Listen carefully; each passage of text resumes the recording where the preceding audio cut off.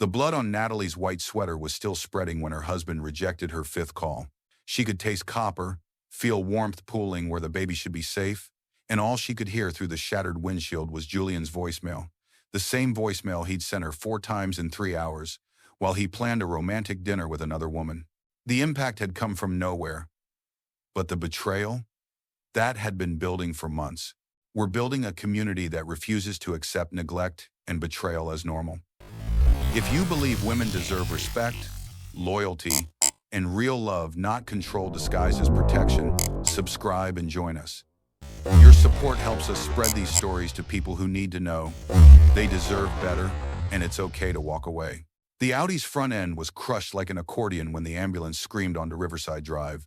Shattered safety glass spread across the wet asphalt in 1,000 glittering fragments, and the acrid smell of deployed airbags mixed with something darker, something copper. Natalie Maddox was slumped against the driver's door, her white sweater no longer white, watching her phone screen glow with her husband's contact photo.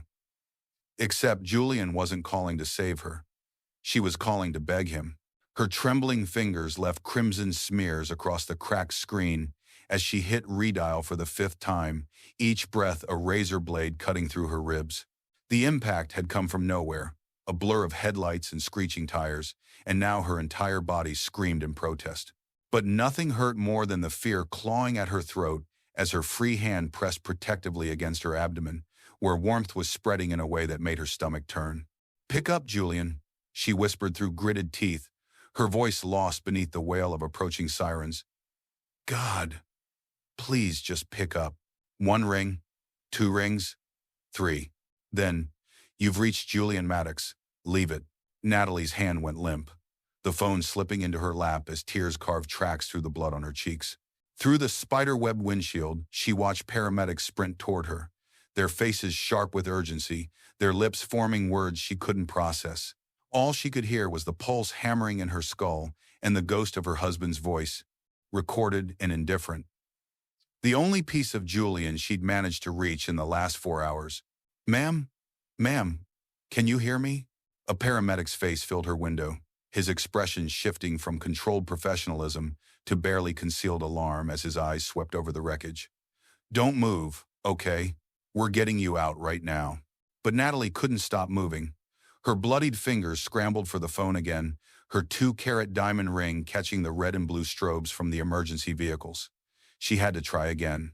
Had to make him understand this wasn't about their argument this morning, or the lonely nights, or the chasm that had opened between them over 3 years of marriage. This time, she was losing everything.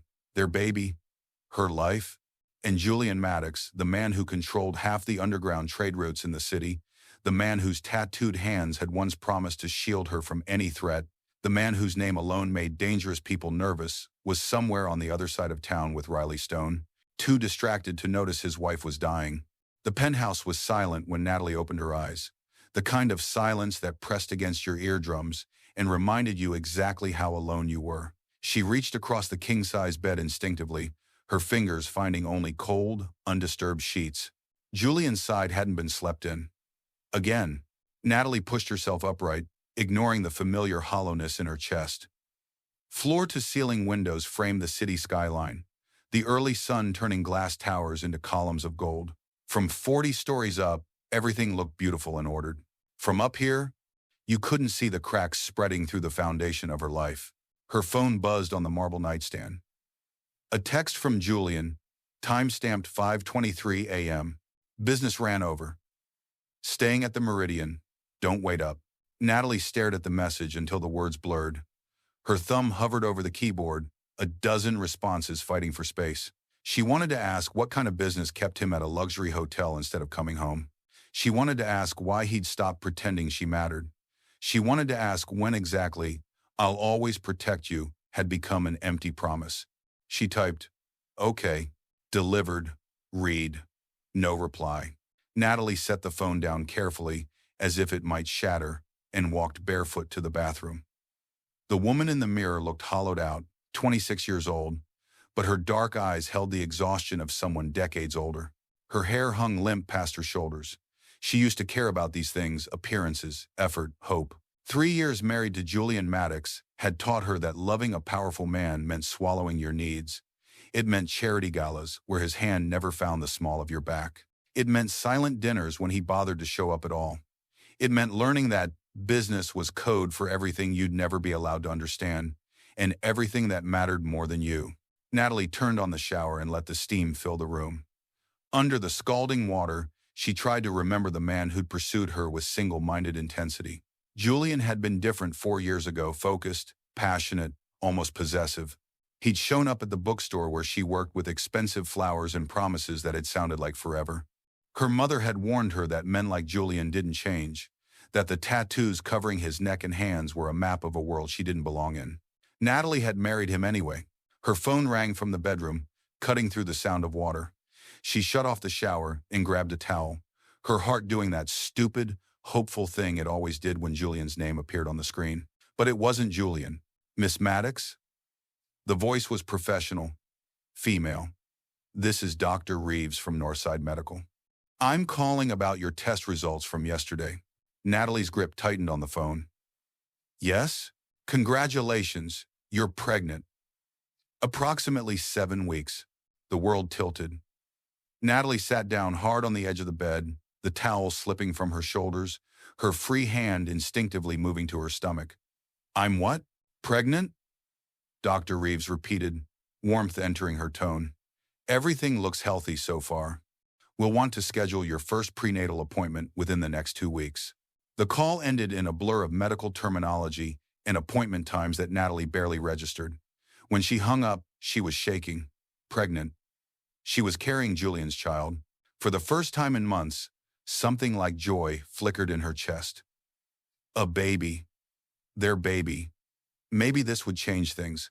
Maybe this would remind Julian of what they'd once had, what they could still be. Her fingers flew across her phone screen, pulling up Julian's contact. The call connected, rang twice, then went straight to voicemail. Julian, it's me. I need to talk to you. It's important, really important. Please call me back as soon as you get this. She tried again an hour later. Voicemail. Then again, voicemail. By noon, the joy had curdled into something cold and familiar. Natalie stood in the vast marble kitchen, staring at her phone, at Julian's smiling contact photo, and felt the truth settle into her bones like ice. He wasn't going to call back. He never did anymore. The penthouse had always been beautiful in that sterile, untouchable way. Italian marble floors that echoed every footstep, furniture chosen by Julian's decorator, all sharp edges and monochrome elegance. Natalie had stopped trying to make it feel like a home somewhere around their second anniversary when she'd brought in throw pillows and Julian had them removed the next day. Clutter, he'd said, not even looking up from his phone. I pay people to keep this place clean. She poured herself coffee she didn't want and watched the city move below. From up here, people were just specks, insignificant, powerless. She wondered if that's how Julian saw her now. The tattoos had fascinated her once. The serpent coiling up his neck, its scales rendered in such intricate detail, they seemed to shift when he moved. The compass rose on his right hand, cardinal points marked with symbols she'd never asked about and he'd never explained. The script across his knuckles in a language she didn't recognize. Each one was a story. Julian had told her during their honeymoon, a map of survival in a world where weakness got you killed. They're beautiful, she'd whispered then, tracing the ink with her fingertips. Now she understood they were warnings. Property markers. Reminders that Julian Maddox belonged to something older and darker than their marriage vows, something that demanded more loyalty than any wife ever could. Her phone buzzed. For one stupid, hopeful second, she thought it might be Julian calling back. Instead, it was another text from him. Business ran over. Staying at the Meridian. Don't wait up. Don't. Natalie read it 3 times, her thumb hovering over the keyboard. The Meridian.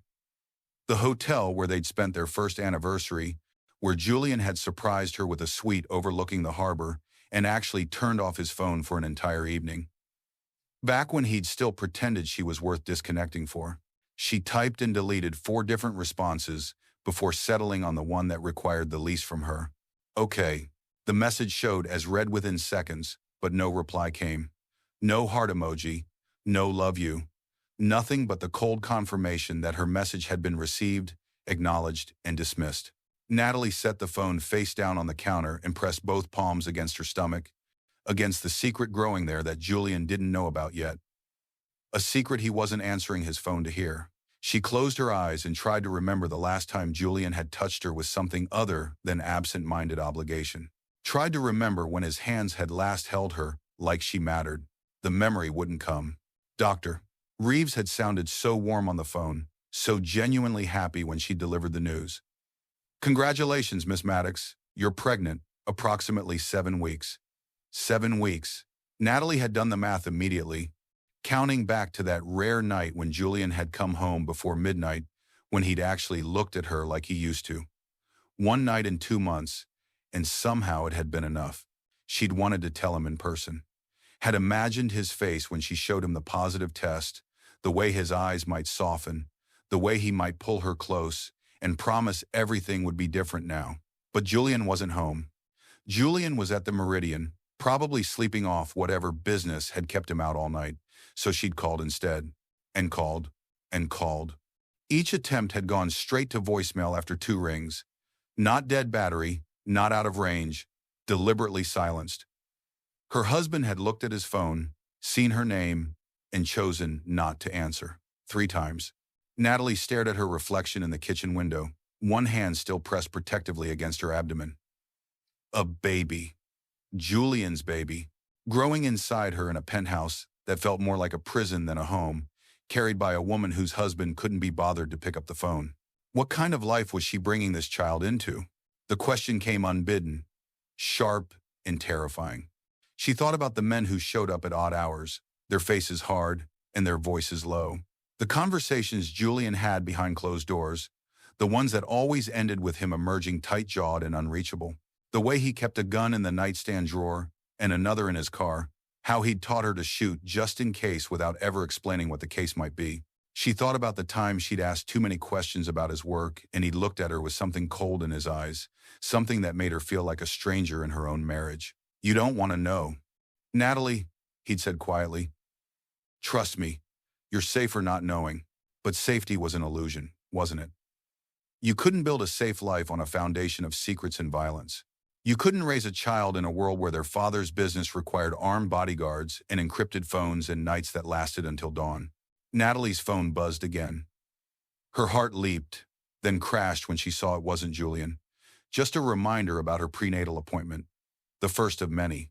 The first of a lifetime of appointments and decisions and moments that should involve 2 parents but would probably only ever involve 1.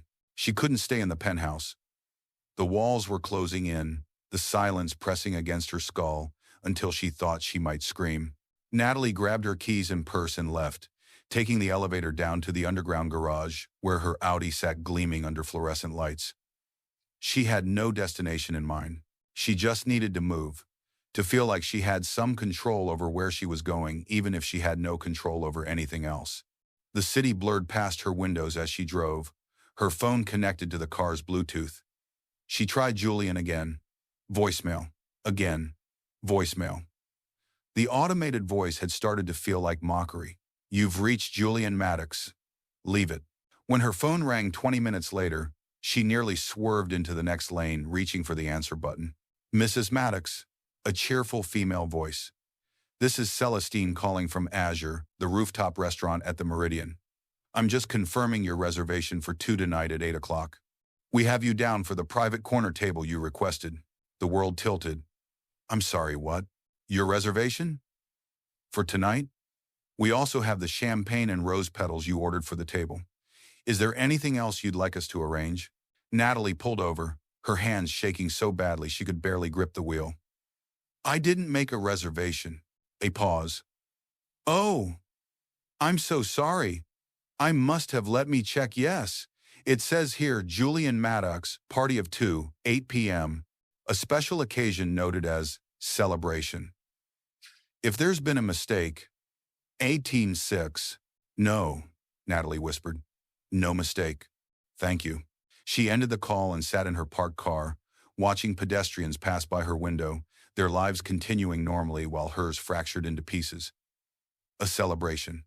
Julian was celebrating something tonight with someone at the hotel where he'd claimed to be staying for business. Her fingers moved almost without conscious thought, pulling up the banking app on her phone. Julian had given her access to their accounts years ago, back when he'd still pretended they were partners. She'd stopped checking months ago, stopped caring about the numbers that meant nothing when your husband wouldn't come home. Now she scrolled through transactions with growing nausea. The Meridian, 4 stays in the last 6 weeks. Tiffany & Co., 3 charges totaling $11,000. She'd received nothing. La Perla lingerie, sizes that weren't hers. Bouquets from the florist Julian used to send her roses from, now delivered somewhere else. Wine shipments, spa packages for 2. Then she found it. The charge that made her vision blur. Serenity Cove Resort, couples retreat package. 5 days last month. She'd thought Julian was in Chicago for business. Natalie clicked through to the credit card statement, her breath coming in short gasps. More charges. Restaurants she'd begged him to take her to, jewelry stores, a luxury hotel in the mountains. Months of evidence. An entire relationship built on her husband's credit card while she sat alone in their penthouse, calling a phone he never answered. The most recent charge was from this morning. Azure Restaurant. Champagne and roses. A celebration. Natalie threw the car into drive, her vision tunneling. The Meridian was only 15 minutes away. 15 minutes between her and the truth, between her and the woman Julian had chosen over his pregnant wife. Her phone sat in the passenger seat, the banking app still open, each transaction a knife wound. She tried calling him again as she drove, one hand on the wheel, the other gripping her phone like a lifeline. It rang twice, then went silent. Voicemail. He was rejecting her calls, actively choosing not to hear whatever she needed to say while he prepared for his romantic dinner with someone else. The rage that flooded through her was white-hot, incandescent. 3 years of loneliness, of making excuses, of convincing herself that Julian's absence was the price of his protection. And all along, he'd been protecting someone else, loving someone else, celebrating with someone else. Traffic was heavy on Riverside Drive, brake lights bleeding red in the early evening gloom. Natalie barely registered the other cars. Her focus split between the road and her phone, scrolling through the evidence again. La Perla, the resort, the jewelry. How long had this been going on? How many nights had she fallen asleep alone while Julian was tangled in hotel sheets with Riley Stone? The light ahead turned yellow. Natalie pressed the accelerator, her jaw tight, her heart hammering. She would drive straight to the Meridian. She would walk into that restaurant in Steverett. Her phone lit up with another transaction notification. Azure. Wine pairing. Added to tonight's reservation. She looked down at the screen for just a second. 1 second to read the words, to feel the fresh slash of betrayal. She didn't see the black SUV running the red light until it was too late. The impact came from her left side, an explosion of metal and glass that sent her Audi spinning. The world became a kaleidoscope of shattered images, streetlights, sky, pavement, all fragmenting as her body slammed against the door despite the seatbelt. The airbag deployed with a chemical smell and a punch to her chest that drove the air from her lungs. Then silence. Ringing silence, punctuated by the hiss of the radiator and the distant wail of car alarms.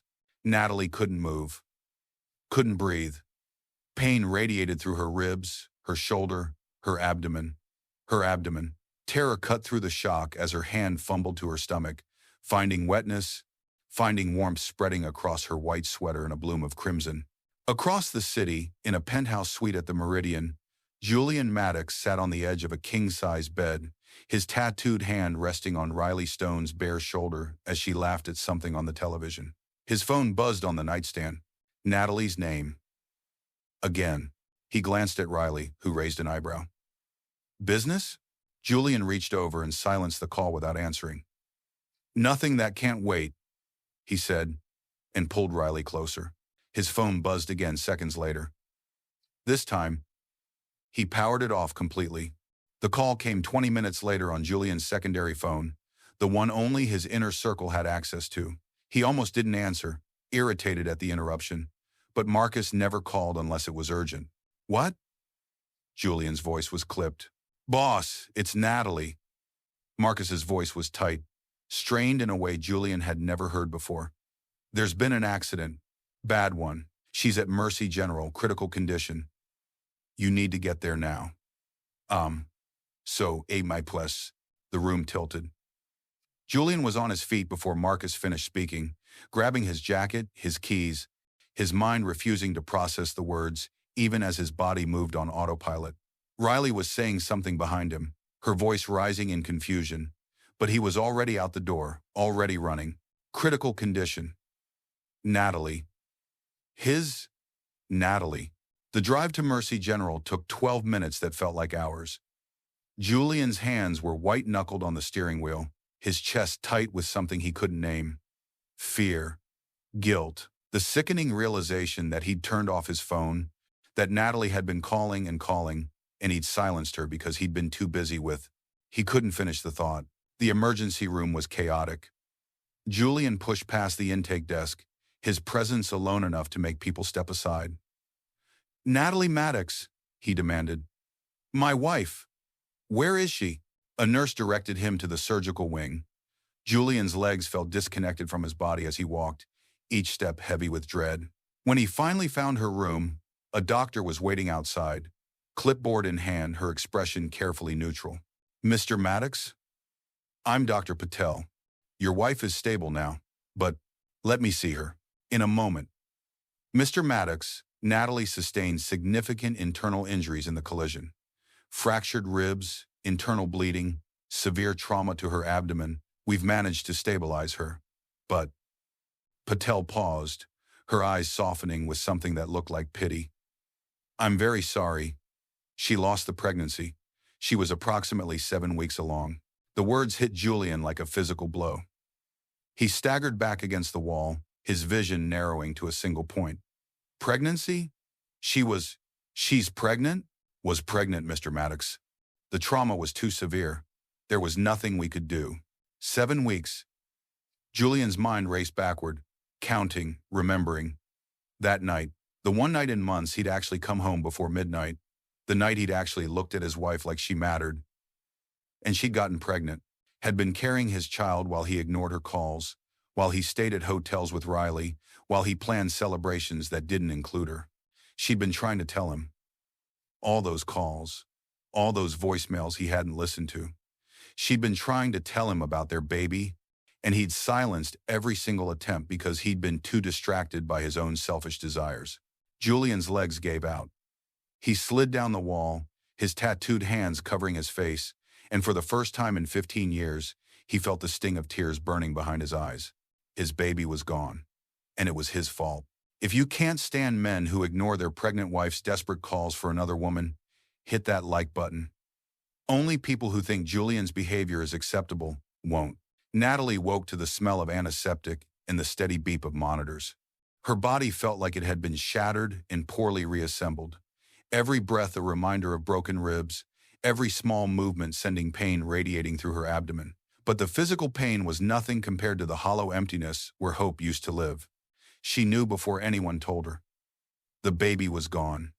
She'd felt it in the ambulance, in the operating room, in the terrible silence where a mother's instinct should have hummed. Empty. She was empty. Julian sat in the chair beside her bed, his head in his hands. He looked terrible, shirt wrinkled, hair disheveled, the careful control he always maintained completely shattered. When he heard her stir, his head snapped up, his eyes red-rimmed and desperate. Natalie, thank God. Get out. Her voice was hoarse, barely above a whisper, but the steel in it made Julian flinch. Baby, please, let me explain. Don't call me that. Natalie turned her head to look at him fully, and whatever he saw in her eyes made him go pale. Where were you, Julian? When I was calling you, bleeding in my car, terrified I was dying, where were you? He opened his mouth, closed it. The silence was answer enough. I was pregnant, she continued, each word deliberate, cutting. 7 weeks.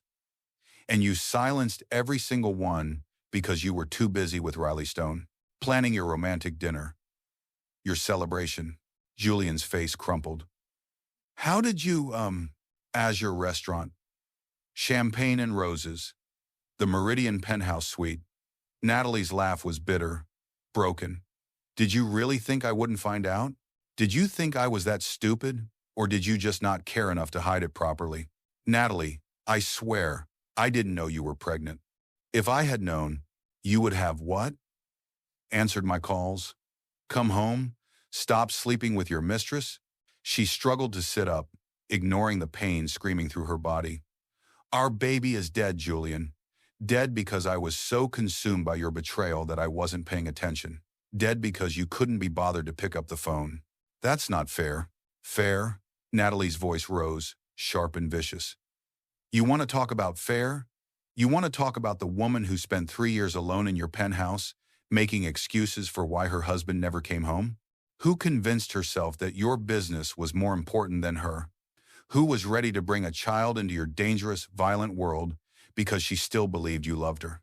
Julian stood, his composure fracturing into something raw and wounded. I do love you. You love control. Natalie met his eyes, unflinching. You love knowing I'm there when you want me. You love having a wife at home while you play house with Riley somewhere else. But love, real love? You don't know what that means. She took a breath, feeling something crack open inside her chest. Something that hurt worse than the broken ribs. I want a divorce. The words hung in the air between them. Julian's face went from shock to fury in seconds, his jaw clenching, his tattooed hands curling into fists. No, that wasn't a request. You're not leaving me, Natalie. We're married.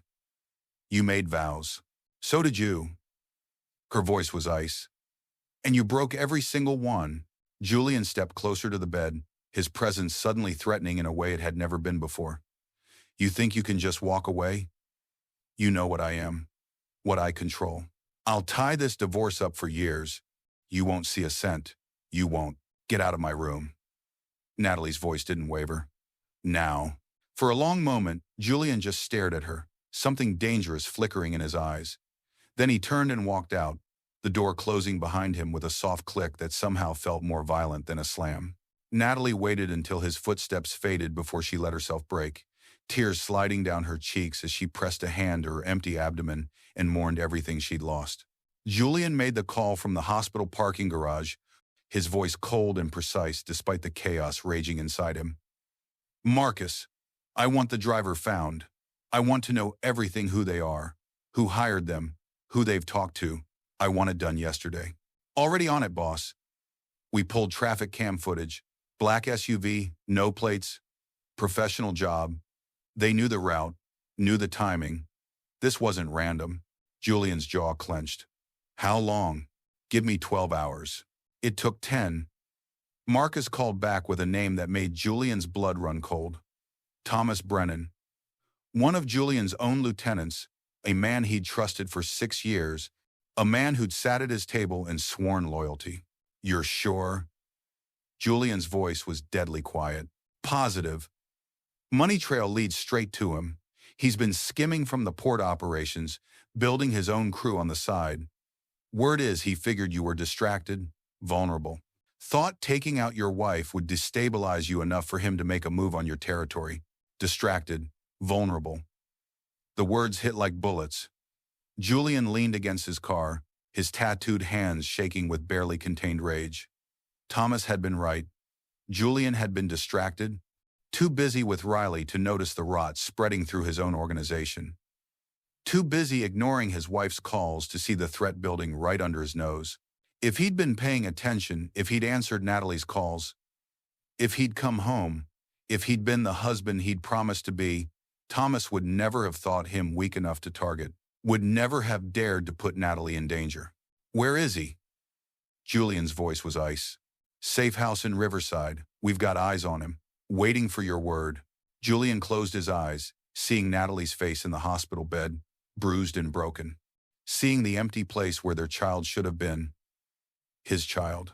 Gone because Julian had created the perfect storm of weakness and distraction that had allowed his enemies to strike at the one person who should have been untouchable. Bring him to the warehouse. I'm on my way. Julian ended the call and stood in the parking garage, his mind racing. The old Julian would have gone straight there. Would have made Thomas pay in blood and agony for what he'd done. would have reminded everyone in his organization exactly what happened when you touched something that belonged to Julian Maddox. But Natalie's words echoed in his mind. You love control. You don't know what real love means. She was right. He'd built his entire life on control and violence, on making people fear him so much they'd never dare challenge him. And where had it gotten him? His wife was divorcing him. His child was dead. And the man responsible had struck because Julian's own actions had advertised his weakness to the world. Have you ever seen someone so consumed by their own selfishness that they couldn't see the danger right in front of them? Comment below where you're watching from, unless you think Julian deserved to lose everything. The warehouse on the industrial edge of the city had hosted its share of bloody reckonings. Julian had built his reputation here, shown his enemies what happened when you crossed the Maddox family. The concrete floor still bore stains that no amount of bleach could erase, ghosts of lessons taught in violence. Thomas Brennan was already there when Julian arrived, bound to a metal chair in the center of the empty space, Marcus and two other men standing guard. Thomas's face was already bruised, his lips split, but his eyes held defiance, even through the fear. Julian. Thomas tried to smile, blood on his teeth. We can talk about this. I can explain. Julian crossed the distance between them in 3 strides and backhanded Thomas so hard his head snapped to the side. You tried to kill my wife. It was business. You were weak, distracted. Someone had to. Another blow. This one making Thomas's chair rock backward. Julian's hands were shaking, his entire body thrumming with the need to make this man suffer, to make him pay for every drop of Natalie's blood, for their child, for everything Julian had lost.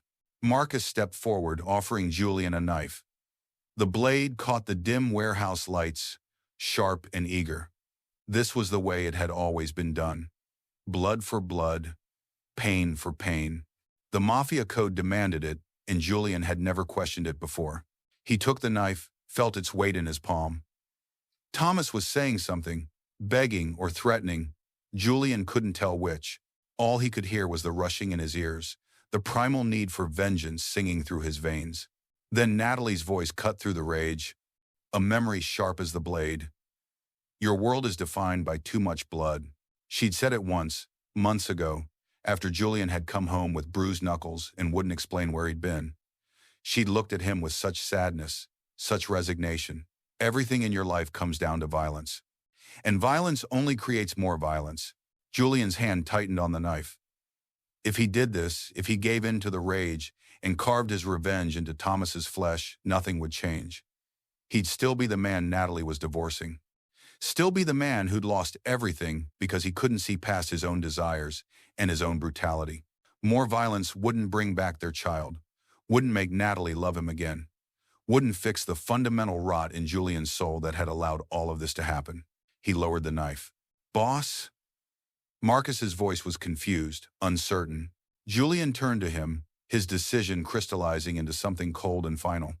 Call Detective Hayes. Tell him we have Thomas Brennan, wanted for attempted murder, racketeering, and conspiracy. Tell him we have all the evidence he needs to put him away for life. What? Thomas's voice cracked. Julian, you can't. The code? The code destroyed my life. Julian dropped the knife, the clatter echoing in the warehouse. I'm done with it. Done with all of it. Marcus stared at him like he'd lost his mind. You're turning him over to the cops? Boss, that's not how I know how we do things, Marcus. And look where it got me. Julian's voice was hollow. My wife is in the hospital. My child is dead. And I'm standing in a warehouse about to torture a man because that's the only language I know. Well, I'm learning a new language. He pulled out his phone and dialed Detective Hayes himself, watching Thomas's face go from defiant to terrified as he realized Julian was serious. If you believe no amount of power or wealth justifies putting your family in danger through your own selfish choices, hit subscribe. People who think Julian's lifestyle was worth the cost won't. 6 months later, Natalie stood in the doorway of her new apartment, a modest 2-bedroom in a quiet neighborhood, far from the penthouse and everything it represented. The space was small, the furniture secondhand, the view nothing more than a tree-lined street and a corner coffee shop. It was perfect. She'd signed the divorce papers 3 months ago. Julian hadn't fought her, hadn't made good on his threats to tie things up legally for years. He'd given her everything she asked for and more, though she'd only taken what she needed to start over. The rest, the blood money, the tainted wealth she'd left behind with the marriage. Natalie was working again, managing a small bookstore in the neighborhood. The pay was modest, the hours long, but when she closed up at night, she wasn't going home to emptiness and silence. She was going home to a life she'd built herself, on her own terms, without compromise. The envelope arrived on a Tuesday, delivered by a lawyer she didn't recognize. Inside was a cashier's check for an amount that made her hands shake more money than she'd need for years, maybe decades. And a letter, handwritten in Julian's sharp, precise script. Natalie, I know you don't want to hear from me. I know I have no right to ask for your time or attention. But I need you to know that I've left it all behind. The business, the life, the violence that defined me. Marcus is handling the transition. He's taking the organization legitimate, cutting ties with everything illegal. I'm out. I've been in therapy for 4 months now. Twice a week, sometimes more when the guilt gets too heavy. My therapist says I'm learning to see people as more than possessions, more than pieces on a board to control. It's harder than I thought it would be. I know this doesn't change anything between us. I know I can't undo the damage, can't bring back what we lost. But I wanted you to know that you were right about everything. About me, about my world, about what real love means. Real love is letting you go. Real love is accepting that the greatest gift I can give you is my absence. Real love is knowing that you're out there, safe and free, and building a life without me, and being grateful for that even though it kills me. The money is yours, no strings. You earned it by surviving 3 years married to me. Use it however you want. Build something beautiful. I'm sorry, Natalie, for all of it. I hope someday you can forgive me, but I understand if you can't. Julian. Natalie read the letter twice, then a third time, her vision blurring. She believed him. She could feel the truth in his words, the transformation that had cost him everything he'd once valued. Julian Maddox had changed, had broken himself open and rebuilt into something better. But it was too late. Too late for them. Too late for the baby they'd lost. Too late for the marriage that had died in a hospital room 6 months ago. She folded the letter carefully and placed it in a drawer, then looked around her small apartment, her sanctuary, her fresh start. Julian had finally learned what love meant. He'd learned that love wasn't control or possession or protection. Love was freedom. Love was letting go. And by letting her go, by truly releasing his grip on her life, Julian had given her the only thing she'd ever really needed from him. If you stand with people who choose freedom over toxic control, comment, everyone deserves better below. Let me know this story meant something to you. Silence only protects people like the old Julian.